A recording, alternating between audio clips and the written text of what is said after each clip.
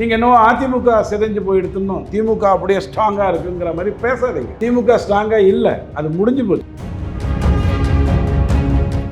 So திமுக தேய்ந்து கொண்டு வர்றதுங்கிறத தயவு செஞ்சு புரிஞ்சுக்கோங்க. அங்கேருந்து யாரும் வெளில வரலன்னு நீங்கள் நினைக்காதீங்க. அங்கே இருக்கக்கூடிய குலைச்சல் எப்படி இருக்குன்னா, ஒரு டொரண்டோ வர்ற மாதிரியான ஒரு சுச்சுவேஷனில் இருக்கு. ஜெயலலிதா இறந்து, எம்ஜிஆர் இறந்து, அதிமுகங்கிறது வந்து ஒரு இந்த கூட்டமாக மாறினதுக்கு அப்புறம் தாக்குப்பிடிக்க முடிஞ்சது.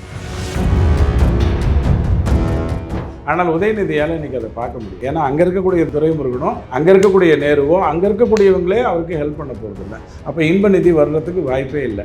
தாவேக்காவிடம் தோத்ததை வெக்கமாக, அசிங்கமாக, கேவலமாக நினைக்கிறது திமுக.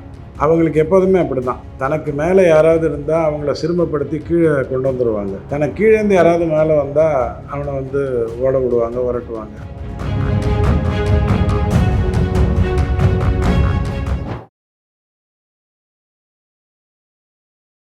இளையபாதனைகளுக்கு வணக்கம். இன்றைக்கி நம்ம நேர்களில் நம்ம சிறப்பு விருந்தினர், அரசியல் விமர்சகர் மற்றும் துக்ளக் வாசகரான ரவி டிடி சார் அவர்கள் தான். சார் வணக்கம் சார். வணக்கம். இப்போது அதிமுக இருக்கக்கூடிய பழைய அமைச்சர்களாகட்டும், பழைய எம்எல்ஏ எல்லாருமே வந்து தாவேக்கா பக்கம் போயிட்டாங்க. ஆனால் திமுக இருக்கிற கூட்டணி தான் பிரிக்க முடிஞ்சதோ இல்லையா, திமுக இருக்கிறவங்க யாருமே வர முடியல சார். அந்தளவுக்கு இன்டாக்டாக நான் ஏற்கனவே பதில் சொல்லியிருக்கேன். ரிசர்வ் பேங்க் ஆஃப் இந்தியாவிலேருந்து ஒருத்தனும் வாலண்டரி ரிட்டையர்மெண்ட் வாங்க மாட்டான். அவங்கள கொடுத்து அனுப்பிடுவாங்க. ஸ்டேட் பேங்க்லேயோ அல்லது ஹெச்டிஎஃப்சிலேயோ அல்லது ஐசிஐசிஐலேயோ வாலண்டரி ரிட்டையர்மெண்ட் வாங்கிட்டு நல்லா இருக்கணும்னு நினைக்கிறவன் அப்படி நீங்கள் பார்த்துருப்பீங்க. ஏன்னா ரிசர்வ் பேங்க்கில் உங்களுக்கு ஒரு தொல்லையும் கிடையாது, உங்களுக்கு டார்கெட்டும் கிடையாது, ஒரு மண்ணங்கட்டியும் கிடையாது. எல்லாத்தையும் பணத்தை கொடுத்து தான் அவங்க வாங்க போகிறாங்க. இவங்களுக்கு எதுவுமே பொறுப்பு கிடையாது. யாரையும் நீக்கவும் போகிறதில்ல. சிவாஜி கிருஷ்ணமூர்த்தியும் நீக்க போகிறதில்ல, பெரிய கருப்பனையும் நீக்க போகிறதில்ல, யாரையுமே நீக்க போகிறதில்ல, அப்படியே வச்சுருப்பாங்க. ஸோ அந்த இடத்துல என்ன, சரியான உதாரணமாக சொல்கிறேன், எல்லாரையும் சொல்லலை, நல்லவங்களும் அங்கே இருக்காங்க. ஒரு திருட்டு கூட்டத்தில் யாரும் பிரிஞ்சு வர மாட்டான். வீரப்பனையை உங்களால் பிடிக்க முடியாத நிலைமை இருந்தது. ஜெயலலிதா வந்து அதுக்கப்புறம் முயற்சி எடுத்து தான் பிடிக்க முடியுமா? மோர் கொடுத்து தான் பிடிக்க முடியுமா? அந்த ஆளை டைரெக்டாக அவங்களால அட்டாக் பண்ணியிருக்க முடியாதான்னு கேட்டால், அந்த மலையில் இருந்தவங்க எல்லாரும் வீரப்பனுக்கு அடியாளாக இருந்துகிட்டு இருந்தாங்க. தன்னை காப்பாற்றி கொள்ள வீரப்பனை காப்பாற்ற வேண்டும்ங்கிற எண்ணத்தோடு இருந்தாங்க. அதனால தான் உங்களால் முடிஞ்சது. ஆனால் இன்றைக்கி அந்த மலையில் யாரும் கிடையாது. நான் சொல்ல புரியுதா? ஸோ திமுக தேய்ந்து கொண்டு வர்றதுங்கிறத தயவு செஞ்சு புரிஞ்சுக்கோங்க. அங்கேருந்து யாரும் வெளில வரலன்னு நீங்கள் நினைக்காதீங்க. அங்கே இருக்கக்கூடிய குலைச்சல் எப்படி இருக்குன்னா, ஒரு டொரண்டோ வர்ற மாதிரியான, ஒரு பெரிய வால்கனோ வர்ற மாதிரியான ஒரு சுச்சுவேஷனில் இருக்குது. கருணாநிதி ஐயாவுக்கு இருந்த வெறியும் பதவி ஆசையும் மாறன் இருந்ததுனால தப்பிச்சுக்கிட்டு வந்தது.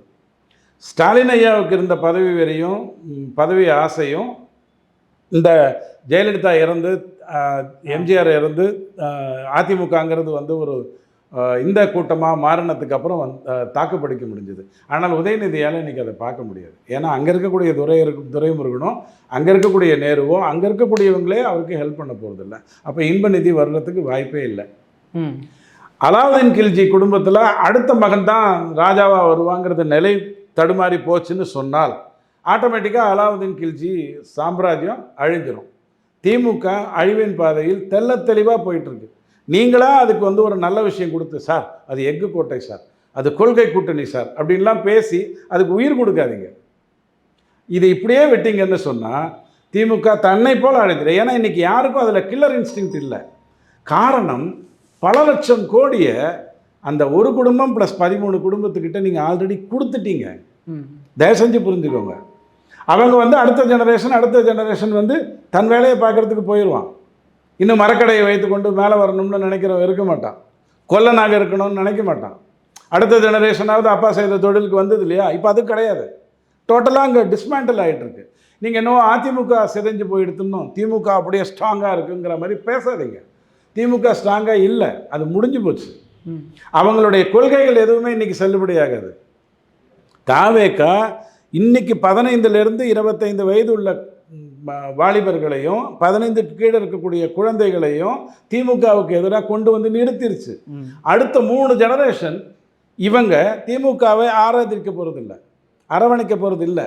அப்போ ஆட்டோமேட்டிக்காக திமுக எப்படி இன்றைக்கி காங்கிரஸ் வந்து 70+ உள்ளவங்க பார்ட்டியாக மாறிடுச்சோ, திமுக வந்து 50+ உள்ள கட்சியாக மாறிடுச்சு. அது தோக்க போகுது. அதுக்கு தயவு செஞ்சு இந்த ஜென்சின்னு கொண்டு வந்து ஜூலியை கொண்டு வந்து உட்காரிச்சு இந்த வேலையெல்லாம் பண்ணுறதுல முட்டாள்தனம். ஏன்னா நான் தான் சொல்கிறேன்ல, அவங்களுடைய கோட்பாடுகள் எதை வைத்துக்கொண்டு கதை பேசிகிட்டு இருந்தாங்களோ, இந்த பூச்சாண்டி வந்துடுவான் சாப்பிட வைக்கணும், உங்கள் அம்மா எவ்வளோ நாளைக்கு உங்களுக்கு பண்ணியிருப்பாங்க? 6வது வரைக்கும், 7வது வரைக்கும், 10வது வரைக்கும், அதுக்கு மேலே இல்லையா? இனி உங்களை வந்து பிரேக்ஃபாஸ்ட்னா என்ன, லஞ்ச்னா என்னன்னு உங்களுக்கு புரிய வச்சு சாப்பிட வைக்கிறதே பெரிய வேலையாக இருக்கும். கரெக்டா? ஸோ இந்த திமுக முடிஞ்சு போன ஒரு கதை. அதனுடைய கூட்டணிகள் எல்லாம் வெளில வந்தாச்சு. சீமான் திரும்ப அங்கே போயிருக்காருன்னா அதுக்கு மேலே உங்களுக்கு என்ன வேணும்னு யோசிச்சு பாருங்க. அந்த கூட்டணியை இனி சாவடிக்கிறதுக்கு சீமான் ஒருத்தர் உள்ளே போனால் போகிறோம். நான் தப்பாக சொல்லலை, சீரியஸாக சொல்கிறேன். ஸோ திமுகவை பற்றி மறந்துடுங்க, அது முடிஞ்சு போன கதை. அதிமுகவை பற்றி உங்களுக்கு ஏதாவது கவலை இருக்குன்னு சொன்னீங்கன்னா, இன்றைக்கி 40+ உள்ளவங்க அதிமுகக்குள்ளே இருக்காங்க, அதில் எந்த மாற்று கருத்தும் இல்லை. இவங்க எல்லாரும் 15 வருஷத்துக்கு முன்னாடி ஜெயலலிதாவை ஆரவார்த்து புகழ்ந்து கொண்டு வந்தவங்க.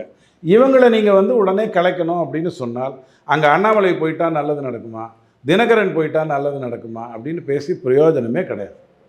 அதை பற்றி பேசுவதையே நீங்கள் நிறுத்தணும்னா, அங்கேருந்து இது வரைக்கும் இன்னும் பல பேர் வந்து விட்டார்கள். நீங்கள் 36 பேர் நான் சொல்கிறேன், அதுக்கு மேலே 37வது பேரை நீங்கள் சொல்லுங்கள். அதில் முன்னாள், இந்நாள், நல்நாள், அந்நாள் எல்லாத்தையும் சேர்த்துக்கோங்க. எங்கிட்ட அவங்க வெளில போனவங்களோட லிஸ்ட் இருக்குது, உங்ககிட்ட இருக்கா? அவங்களோட என்ன 10,000 பேர் போயிட்டாங்களா? அண்ணன் வந்தார் இல்லையா விஜயபாஸ்கர், எவ்வளோ பெரிய கூட்டத்தை வந்து ட்ரெயிலர்னாரு? 10,000 பேர் தானே. விராலிமலையில் அவருக்கு ஓட்டு போட்டவங்க எத்தனை பேர்? 1,00,000 பேர். அதுலேருந்து 10% பேர் தான். அதாவது வெற்றி மார்ஜினுக்கே அவர் 10%க்கு மேலே வாங்கியிருந்தார். நல்லா புரிஞ்சுக்கோங்க.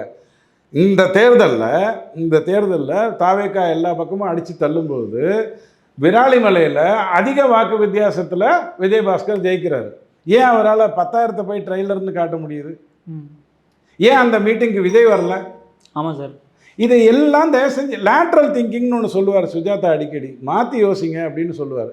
அதை செய்தீங்கன்னா திமுகவை பற்றி அதிமுகவை பற்றி பேசுவதை நிறுத்திவிட்டு பிஜேபி என்ன பண்ணால் நல்லது, அண்ணாமலைக்கு என்ன வேணும், இன்னொரு 1 வருடம் அவருக்கு அமைதி வேண்டும், அவர்கிட்ட போய் சார் இவர் ஓடி போயிட்டார் சிங்கப்பூருக்கு, அதை பற்றி நீங்கள் என்ன நினைக்கிறீங்க சார், அங்கே வந்து ஒரு 4 கொலை நடந்து 3 பேர் அதில் வந்து வெட்டி சாய்க்கப்பட்டிருக்காங்களே, அதை பற்றி நீங்கள் என்ன நினைக்கிறீங்கன்னு பேசுகிறத நிறுத்திட்டிங்கன்னா அவர் ஏதாவது ஒரு ஸ்டெப்பில் வரட்டும். இல்லையா, பிஜேபிக்கு இன்றைக்கி 360 தான் ஒரு முக்கியமான ஒரு விஷயமா இருக்குது. அந்த 360 வைத்துக்கொண்டு ஒரு 4 நல்ல விஷயங்கள் பண்ண போகிறாங்க, அந்த நோக்கத்தில் இருக்குது. அதனால் அது வந்து இங்கே ஏதாவது வேலை செய்கிறதுக்கு ரொம்ப நாள் ஆகும். இங்கே இருக்கிறவங்களாவது தயவுசெய்து நல்லா இது பண்ணுவாங்க அப்படின்னு பார்த்தா, இன்றைக்கி கமலாலயத்துக்கு போனீங்கன்னா உங்ககிட்ட 3 புக்கு கொடுப்பாங்க. கடந்த 13 வருடங்களாக பிஜேபி செய்து கொண்டு வருகின்ற சாதனைகளை பற்றி புக்கு கொடுப்பாங்க. அதில் இருக்கிற ஏதாவது ஒரு மேட்டரை பற்றி பேசக்கூடிய தகுதியோ திறமையோ இன்றைக்கி வந்து பிஜேபியிலேருந்து இருக்கிறவங்களுக்கு இருக்கான்னு கேட்டால் 5 பேருக்கு இருக்குது, 6வது பேருக்கு இல்லை. அப்போ இவங்க எப்படி வந்து மத்திய அரசு சாதனைகளை இங்கே சொல்லி அந்த கட்சியை வளர்க்க போகிறாங்க? அவன் தன்னை வளர்த்துக்கிட்டா போகும். ஸோ வாட்ச் பண்ணுங்கள், வெயிட் பண்ணுங்கள். திமுக எஃகு கோட்டையாக இருக்குதுன்னு நினைக்காதீங்க, அதிமுக முடிஞ்சு போச்சுன்னு நினைக்காதீங்க. இது ரெண்டும் வளர்ந்தால் கூட உங்களுக்கு 5 பைசாக்கு பிரயோஜனம் கிடையாது. தாவேகா வர்சஸ் பிஜேபி, அல்லது உங்களுக்கு பிடிக்கும்னா தாவேகா வர்சஸ் அண்ணாமலைன்னு சொல்லுங்கள், விஜய் வர்சஸ் அண்ணாமலைன்னு சொல்லுங்கள், விளையாடுங்க. அவ்வளோதான் என்னுடைய கருத்து. சார், இப்போது தாவேக்காவை எதிர்த்து திமுக வந்து ஒரு நல்ல எதிர்க்கட்சியாக செயல்படுதுன்னு நினைக்கிறீங்களா? ஏன்னா எந்த கல்யாண மண்டபத்துக்கு போனாலுமே விமர்சனம் பண்ணுறதாகட்டும், இன்னொரு பக்கம் ஸ்டாலின் அவர்கள் கிளம்பி லண்டனே போயிட்டாரு. ஸோ இந்த மாதிரி விஷயங்கள்லாம் அரசியல் களம் எப்படி இருக்குன்னு பார்க்குறீங்க? கரூருக்கு வேற போகிறார் விஜய் அவர்கள். தாவேக்காவிடம் தோத்ததை வெக்கமாக, அசிங்கமாக, கேவலமாக நினைக்கிறது திமுக. உண்மையாலுமே சார், அவங்களுக்கு எப்போதுமே அப்படி தான். தனக்கு மேலே யாராவது இருந்தால் அவங்கள சிறுமப்படுத்தி கீழே கொண்டு வந்துடுவாங்க. தனக்கு கீழேருந்து யாராவது மேலே வந்தால் அவனை வந்து ஓட விடுவாங்க, விரட்டுவாங்க. என்னவோ இவங்கக்கிட்ட தான் வந்து பிரிட்டிஷ் பாராளுமன்றம் வந்து எப்படி நடத்தணும்னு கேட்டுக்கிட்ட மாதிரியும், இந்திய பாராளுமன்றம் கான்ஸ்டியூஷனே என்னவோ தமிழ்நாட்டில் இருந்து இருக்கக்கூடிய இவனுக்கு தான் போய் எழுதின மாதிரியும் ஒரு கதையை சொல்லுவார். உண்மையை சொன்னால் நம்மளதுலேருந்து திமுக யாரும் கான்ஸ்டியூஷன் பெஞ்சில் உட்காரல. சொல்லப்போனால் அப்போ பாராளுமன்றம்னா என்னென்னு கூட இங்கே இருக்கிறவனுக்கு தெரியாது. சும்மா உதாரணம் விட்டுக்கிட்டு ஈவே ராமசாமி அப்படி இப்படின்னு பொழுது ஓட்டியாச்சு. இன்றைக்கி வந்து விஜய் அப்படிங்கிறவர் வந்துட்டாருன்னு உடனே அனுபவம் இல்லை அப்படி இப்படிங்கிற அடிப்படையில் சொல்கிறாங்க. இவங்களுக்கு இந்த டிரான்சிஷன் அப்படிங்கிறது வந்து தன்னை போல் ஏற்படும் அப்படிங்கிறதே புரியல. அதுக்கு தான் பாரம்பரியமாக நம்மளுடைய தமிழ் ஆண்டுகள் எப்படி வரும், 60 ஆண்டுக்கு முறை எப்படி சுயேட்சி வரும், இதெல்லாம் சொல்லி கொடுத்துட்டு போயிருக்கானே. இவனுக்கு படிச்சிருந்தா நல்லா வந்திருப்பானுங்க, படிக்கலை. கேள்வி என்ன அப்படின்னா, இப்போ இந்தியன் டீம் எடுத்துக்கோங்க. இந்தியன் டீம் இப்போ தோக்குது, ஏன் தோக்குது? தொடர்ந்து நம்ம வெற்றி பெற்றுக்கிட்டே வர்றோம். ஆனால் இப்போ வந்து திடீர்னு தோற்ற உடனே அவன் சரியில்லை, இவன் சரியில்லை, சூரியவன்சிக்கு இன்னும் நிறையா வாய்ப்பு கொடுக்கணும், அதுக்காக அவனை நிறுத்தக்கூடாது அப்படின்னுலாம் விமர்சனம் பண்ணிகிட்ருக்கோம். இதை எப்போ நாம் உணர்ந்திருக்கணும் அப்படின்னு சொன்னால், சச்சின் டெண்டுல்கர் காலத்திலேருந்தே டெஸ்ட் மேட்ச் கிரிக்கெட்டுங்கிறது நம்மக்கிட்டேருந்து போயிடுச்சு. ஆமாம், டெஸ்ட் மேட்ச் கிரிக்கெட்டு தான் ஒரு மனுஷனுடைய டெக்னிக்ஸை வளர்க்கும். அவனுக்கு வந்து ஃபீல்டர் எல்லா பக்கமும் இருப்பாங்க, ரெஸ்ட்ரிக்ஷன் கிடையாது, இந்த பிளே ஆஃப் கே ஆஃப் கதையெல்லாம் கிடையாது டெஸ்ட் மேட்ச் விளையாடும்போது. அப்போ இவன் வந்து பந்தை பார்த்து ஒழுங்காக அடித்து அந்த 2 ரன் 3 ரன் 4 ரன்னுங்கிறதுல தோய்ந்து வந்தால் தான் இவனால் 4 6ங்கிற அடிப்படையில் கொண்டு வர முடியும். அப்போ சூரியவன்சி மட்டும் எப்படி அடிக்கிறாரு அப்படின்னு கேட்டிங்கன்னா, நாம் வந்து உங்களுக்கு தெரியும், பந்தை போடுற விதத்தை பார்த்துட்டு முடிவு பண்ணி அடிக்கிறவன் நல்ல பேட்ஸ்மேன். ஆனால் அந்த பந்தை போட்டால் அது எந்த இடத்துல எனக்கு ஃபுல்லாக கிடைக்கும், ஃபுல் டாஸாக கிடைக்கும், ஷார்ட் பாலோ அல்லது ஃபுல்லாக எப்போ எனக்கு கிடைக்கும்னு தெரிஞ்சிருச்சுன்னு வச்சுக்கோங்க, சூரியவன்சி மாதிரி நானும் எல்லா பந்தையும் சிக்ஸர் அடிச்சிருவேன். முதல் பந்தையும் சிக்ஸர் அடிப்பேன். போடும் பொழுது பால் போடும் பொழுது இது இப்படித்தான் வரும்னு தெரிஞ்சு ஆடுறவன் நல்ல பேட்ஸ்மேன். ஆனால் இது எந்த இடத்துல பிச்சை தொட, அதாவது இது வந்து ஃபுல் டாஸாக எப்போ கிடைக்கும் அந்த இடத்துலையே நான் தூக்கிடணும்னு நினைக்கிறவன் சூரியவன்சி. இதுதான் உங்கள் முன்னாடி இருக்கிற ஒரு சாதாரணமான விஷயம். நாம் டெஸ்ட் கிரிக்கெட்டே மறந்துட்டோம். இன்றைக்கி இருக்கக்கூடிய கிரிக்கெட்டர்ஸுக்கு வந்து 25 ஸ்ட்ரோக்குக்கு தெரியும் அப்படின்னா, 25 ஸ்ட்ரோக் விளையாட தெரியும்னா அதில் 15 ஸ்ட்ரோக் லாஃப்டட் ஸ்ட்ரோக்காக தான் இருக்குது. வந்து வரும்போதே அடிக்கக்கூடிய தன்மையாக தான் இருக்குது. அப்போ இவனுங்க எப்படி உருப்பிடுவானுங்க? அப்போது நம்ம எதை தொலைத்தோம்னு சொன்னால் பாரம்பரியத்தை தொலைத்தோம். ஏன் தொலைத்தோம் அப்படின்னு கேட்டால், நாம் பைப்போலாரில் இருந்தோம். அதிமுக இல்லைன்னா திமுக, திமுக இல்லைன்னா அதிமுகங்கிற அடிப்படையில் இருந்தோம். அப்போ அந்த கிரவுண்ட் லெவல் நமக்கு போயிடுச்சு. கிரவுண்ட் லெவல்னால் என்ன அர்த்தம்? போராட்டங்களா, சாலை மறியல்களா அப்படின்னு கேட்டால் அது வந்து கிரைசிஸ் மேனேஜ்மெண்ட். இப்போது திடீர்னு இங்கே நடக்க வேண்டாம், இந்த இடத்துல ஒரு தீ பத்துதுன்னு வச்சுக்கோங்க, உடனே அங்கே போய் தண்ணி தெளிக்கிறது, அங்கே வந்துச்சுன்னா அங்கே போய் தண்ணி தெளிக்கிறது, இது கிரைசிஸ் மேனேஜ்மெண்ட். இந்த இடத்துல இந்த மாதிரியான செட்டப்பில் இப்படித்தான் நெருப்பு பற்றிக்கும் அப்படின்னு தெரிஞ்சு அங்கே ஃபயர் எக்ஸ்டிங்விஷர்ஸ் வைக்கிறதுங்கிறது வந்து கரெக்ட் மேனேஜ்மெண்ட். கரெக்டாக? இப்போ அந்த விஷயத்தை விஜய் செய்துட்டு தான் ஜெயிச்சாரா? அப்போ விஜய் மட்டும் எப்படி ஜெயிச்சார்? அப்போ ஒரே வரியில் சொல்லிடலாம், அதிமுகவுக்கு எதிர்ப்பாக அதிமுக தான் அப்படிங்கிற நிலையை எடப்பாடி தவற விட்டார், அண்ணாமலை சிறுமைப்படுத்தினார், விஜய் வந்து அதை தக்க வச்சுக்கிட்டார். திமுகவுக்கு எதிராக நான் தான் அப்படிங்கிறத தக்க வச்சு ஜெயலலிதா பாணியை அந்த இடத்துல கடைப்பிடிச்சார். இதோட முடிஞ்சிருச்சா? அவர் சினிமா பாப்புலாரிட்டியால் வந்து சினிமா பாப்புலாரிட்டியோட முடிஞ்சதா அப்படின்னு கேட்டிங்கன்னா இல்லை. கிட்டத்தட்ட 6000 ஜப வீடுகள் ஒரு தொகுதியிலையும், 60 தேவாலயங்கள் ஒரு தொகுதியிலையும் கடந்த 40 வருடமாக தன்னுடைய களப்பணிகளை செய்து கொண்டு வருது. அவங்க திடீர்னு எந்திரிக்கும் போது ஒரு நம்பிக்கை நட்சத்திரம் வந்துட்டார், இவரை வச்சுட்டு தூள் கிளப்பிடலான்னு எந்திரிக்கும் போது எல்லாமே கரெக்டாகுது, தப்பெல்லாம் கரெக்டாகுது. நம்ம வந்து T20 விளையாடுற மாதிரி ஆயிடுச்சு. டெஸ்ட் மேட்ச் இதுவே கிடையாது, பிஜேபிக்கு இங்கே கிடையாது. அதிமுக தொலைச்சிக்கிட்டு வருது. காரணம் அங்கே வந்து 6 பேர் போயிட்டாங்க, 8 பேர் போயிட்டாங்கங்கிற மண்ணாங்கட்டியெல்லாம் பேசி அதிமுகவை சிறுமைப்படுத்தியாச்சு. இப்போது இந்த டெஸ்ட் மேட்ச் கிரவுண்டு இவங்களுக்கு எங்கே கிடச்சிதுன்னா, இந்த 6000 ஜப வீடுகளும் 60 தேவாலயங்களும் டெஸ்ட் மேட்சை விளையாடிட்டு இருந்தது. விஜய் T20 விளையாடுறாரு, சினிமா பாணி, சினிமா ரசிகர்கள் T20 விளையாடுறாரு, அப்படியே தூள் கிளப்பி ஜெயிக்க முடிஞ்சிச்சு. இப்போ இதை எப்போ கரெக்ட் பண்ணணும்? இதை மீறி எப்போ வரணும்? இப்போ இது கரெக்டாக போயிட்டுருக்கா? இன்னும் இவங்க வந்து மருத்துவ சீட்டை பற்றி உளறிட்டு இருக்காங்க, காரணம் திமுகங்கிறாங்க. இன்றைக்கி எப்படி சரி பண்ண முடியும்னு தெரியாமல் இருக்காங்க. அதில் நிறைய அட்டானமஸ் பாடி வந்துருச்சு, அதனால தான் சீட்டு போச்சுன்னு உளர்றாங்க. 6000 சீட்டு தமிழ்நாட்டில் 11000 மாறி இருக்கு கடந்த 12 வருடங்களில். 6000 சீட்டுங்கிறது வந்து மெத்த படித்தவனுக்கும் நல்ல மெத்தையில் படித்தவனுக்கும் கொழுத்த பணக்காரனுக்கும் மட்டும்தான் கிடச்சிட்டு இருந்தது. அது சராசரியாக படிக்கணும்னு ஆர்வம் உள்ள 70 மார்க் 80 மார்க் வாங்குறவனுக்கெல்லாம் அங்கே கிடையாது. 98க்கும் 97க்கும் நடுவில் சீட்டு கிடைக்காத அளவுக்கு தான் அது இருந்தது. 50 கோடிக்கும் 20 கோடிக்கும் நடுவில் சீட்டு கிடைக்காதுங்கிற லெவலில் தான் அது இருந்தது. நீட் வந்ததுக்கப்புறம் தான் சாமானியன் மருத்துவன் ஆகணும்னு கனவு கண்கின்ற ஒவ்வொருத்தனும் பண்ண முடியுங்கிற ஒரு அடிப்படை வந்தது. உடனே நீட்டில் நிறைய பேர் செத்து போயிட்டாங்கன்னு திசை திருப்பினாங்க. 10ஆம் கிளாஸில் ஃபெயில் ஆகுன்ற பயத்தில் 5 பேர் தற்கொலை பண்ணியிருக்கான் 10th ஸ்டாண்டர்டில். ஏன் அவன் பயந்தான்? நீட்டால் பயந்தானா? இல்லை மத்திய அரசால் பயந்தானா? இல்லை இருமொழி கொள்கையின மும்மொழி கொள்கையினால பயந்தானா? ஒரு மண்ணும் இல்லை. அவன் பயந்ததெல்லாம் அந்த படிப்பை சொல்லிக் கொடுக்கக்கூடிய தரமுள்ள ஆசிரியர்கள் இல்லை. டெஸ்ட் மேட்சை விட்டுட்டு T20 விளையாடுறவன் தான் ப்ரொஃபஸர் ஆகிறான். அவன் எப்படி உங்களுக்கு சுனில் கவாஸ்கர் மாதிரியும் ராகுல் டிராவிட் மாதிரியும் அசாருதீன் மாதிரியும் இவன் டான் பிராட்மேன் மாதிரியும் ஆடுறதுக்கு சொல்லிக் கொடுப்பான், வராது, அவனுக்கே தெரியாது. ஸோ இந்த பொசிஷன் எல்லாம் புரிஞ்சுக்கிட்டு ஒரு டிரான்சிஷன் தெய்வ காரியமாக தானே நடந்தது. திமுகவை இல்லைன்னா சொதப்பிருப்பாங்க. பிஜேபியும் அதிமுகவும் சரியாக இணையறதுக்கு 1 வருஷத்துக்கு முன்னாடியே கரெக்டான ஒரு நல்வாய்ப்பு கொடுத்த அமித்ஷாவை கெடுத்து தொலைச்சி அதிமுக திமுகவுக்கு நேர் எதிர் கிடையாதுங்கிறத சொல்ல வச்சு அது 170 சீட்டு வெற்றி பெற்றுச்சுன்னா எடப்பாடியை கையில் பிடிக்க முடியாதுன்னு சொல்லி அவரை வந்து 120க்குள்ளேயே கொண்டு வருவோன்னு சொல்லி கடைசியில் 47க்கு கொண்டு வந்து நிறுத்தி விட்டோம். அப்போ உங்களுக்கு வந்து இங்கேருந்து இன்னொருத்தர் வந்துட்டார். இது இப்போ சரி பண்ணணுமான்னு கேட்டால், ஒன்றா தாவேக்காவுடைய அரசில் இருக்கிறவங்களுக்கு தயவு செய்து நல்ல விஷயங்களை எடுத்து சொல்லக்கூடியவர் வரணும்.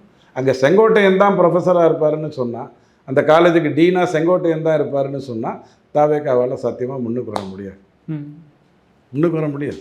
அப்போ அங்கே வந்து அவங்களை கரெக்ட் பண்ணுறதுக்கு மத்திய அரசு என்னென்ன பண்ணணுமோ அதை எல்லாத்தையும் கண்டிப்பாக பண்ணணும். இப்போ உதாரணத்துக்கு கடல் நீரை நான் வந்து குடிநீராக மாற்றுறேங்கிறது வந்து எவ்வளோ காலமாக பேசப்பட்டு வந்தது. ஜெயலலிதா அதை வந்து ரொம்ப ஸ்ட்ராங்காக எடுத்து வச்சாங்க.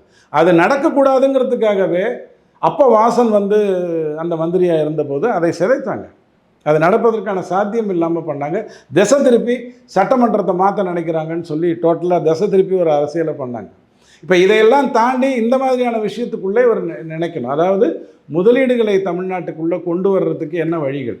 இப்போ கைடன்ஸ் தானே உங்களுடைய சிங்கிள் விண்டோ சிஸ்டம். தமிழ்நாட்டுக்குள்ளே முதலீடு வரணும்னா கைடன்ஸ் 2023க்கு அப்புறம் எந்த அறிவிக்கையும் வெளியிடலை. தமிழ்நாட்டில் யாரெல்லாம் வந்திருக்காங்க, எவ்வளோ பணம் வந்திருக்கு, எத்தனை தொழிலாளர்கள் அதனால் வேலைவாய்ப்புக்கு வந்திருக்காங்கங்கிற தகவலை உங்கள்கிட்ட கொடுக்கல. அதை விட முக்கியமாக தமிழ்நாட்டில் கடந்த 15 வருடங்களாக, குறிப்பாக கடந்த 6 வருடங்களாக எத்தனை பேர் இங்கே வராமல் போனாங்க அப்படிங்கிறதுக்கான ஸ்டாட்டிஸ்டிக்ஸும் உங்கள்கிட்ட கிடையாது. அதைத்தான் நீங்கள் வந்து பார்க்கறதுக்கு நினைக்கணும்.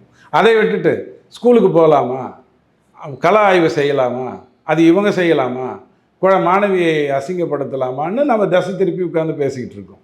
ஸோ தமிழ்நாடு இப்போ இருக்கிற நிலையில் பிஜேபி எந்திரிக்காவிட்டாலும், அண்ணாமலையிடம் 50 லட்சம் பேர் போகாவிட்டாலும், தாவேக்காவை வைத்துக்கொண்டே தமிழ்நாட்டை வந்து நல்லா கொண்டு வர முடியும். ஆனால் அது கொண்டு வரணும்னு சொன்னால் நிறைய தடைக்கற்கள் இருக்குது.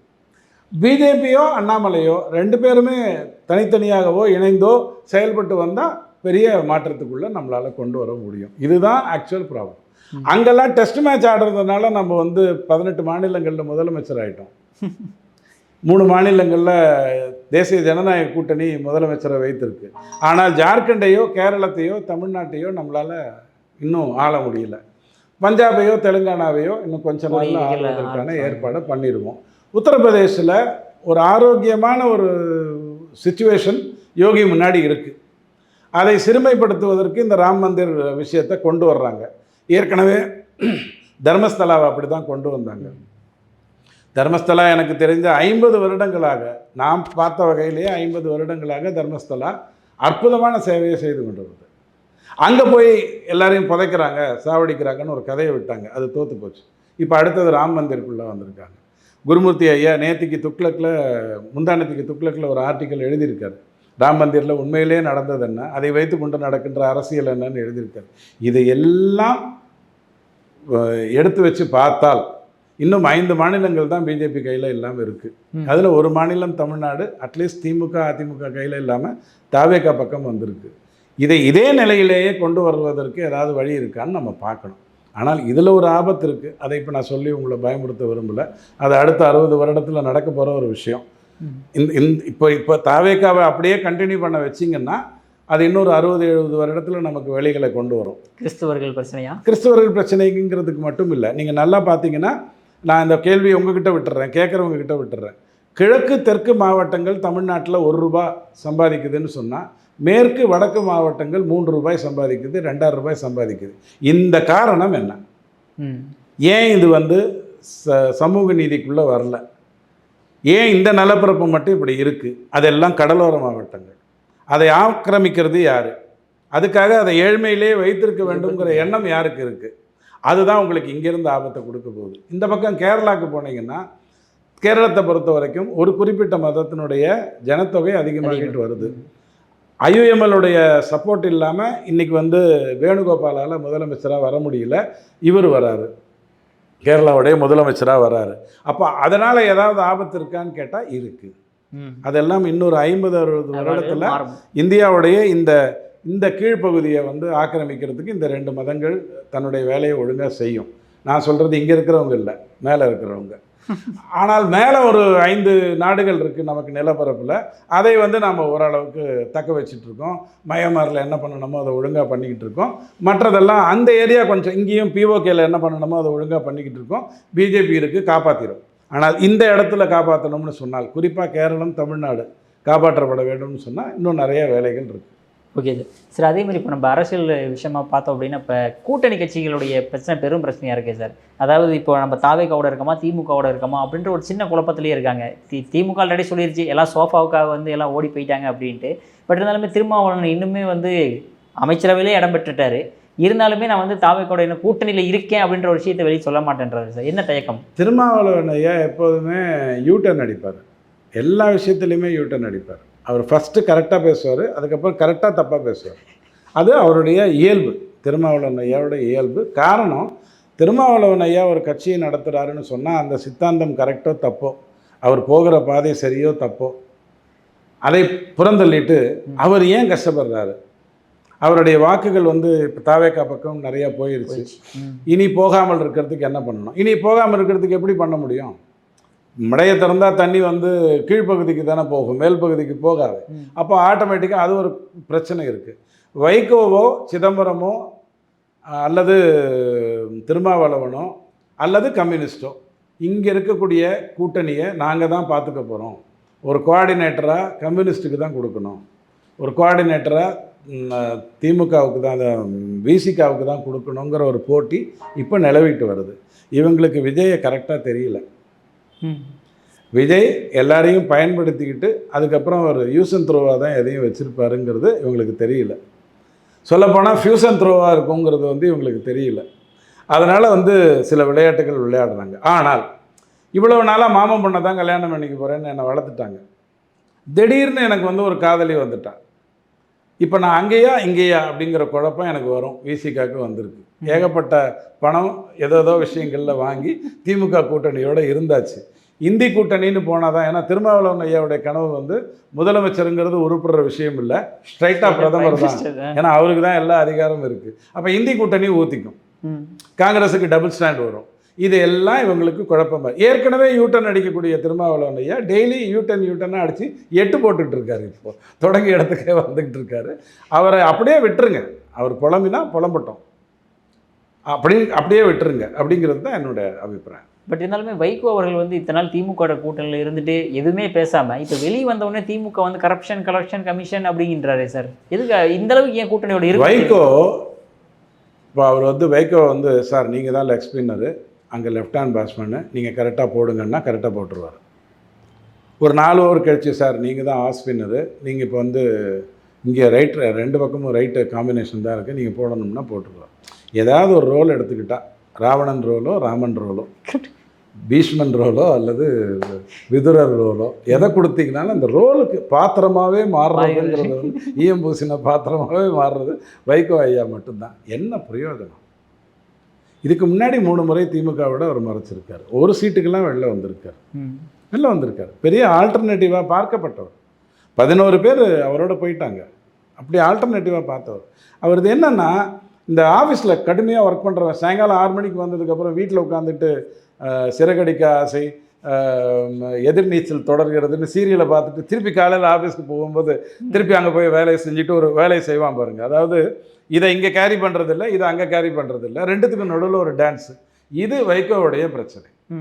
அவரால் கண்டிப்பாக எந்த விதத்துலேயும் மேலே வர முடியாது. கொஞ்சம் துரை வைகோ கிட்ட ஒரு நம்பிக்கை இருக்குது. ஆனால் துரை வைகோ இருக்கிற வரைக்கும் ஒன்றும் பண்ண முடியாத நிலைமையில தான் இருக்கார். அதுதான் பிரச்சனையே. Okay sir. சார், அற்புதமான கருத்துக்களை இளைஞரோட பகிர்ந்திருக்கு. மிக்க நன்றி சார்.